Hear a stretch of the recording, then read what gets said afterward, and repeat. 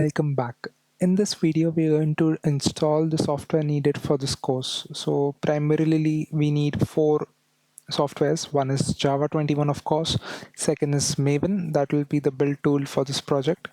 Third, we need some kind of IDE. I'll be using IntelliJ Community Edition in this course. And fourth, we need Docker for the database, Redis, and FTP server. If you can go ahead and install them on your local, but for this course I will be using Docker. So let's get started. Let's have the Java setup first. So let's head to my browser, wherein I will introduce you to a tool called SDK man. This is a very handy tool for installing and switching between multiple Java versions of different vendors. So what I mean by that is, let's just copy this and go to my command line. This is how you install SDK man.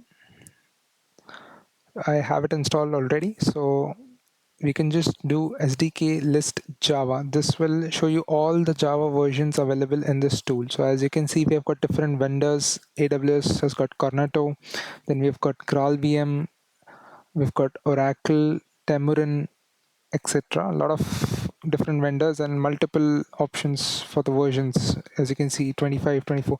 So the one we are interested in is Java 21. So let's just grep on Java 21, and you can see all these 21 version patches are available. So let's go ahead and install one of them. So instead of SDK list, I can just follow this command here. So as you can see, SDK man is helping me. I have this command ready, and once I hit enter, it's telling me that it's already installed on my machine. But on your machine, if you have some other version, so it is going to take some time to download, uh, depending on your internet speed. But the good part is that it automatically does the configuration for you. All the environment variables are set by default, so you don't have to do much. You just have to use the command line and toggle the versions as per your requirement. So once this is installed, it will ask you if you want to set it as the default version, which we are not going to do because I already have another variant of Java 21 on my local. So this is the question. So we'll just give no.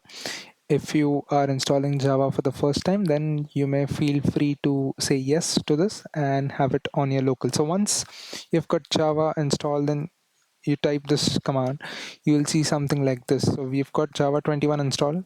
I've got GraalVM, but that also works. So this is your first step, getting Java installed on your laptop. So this is done.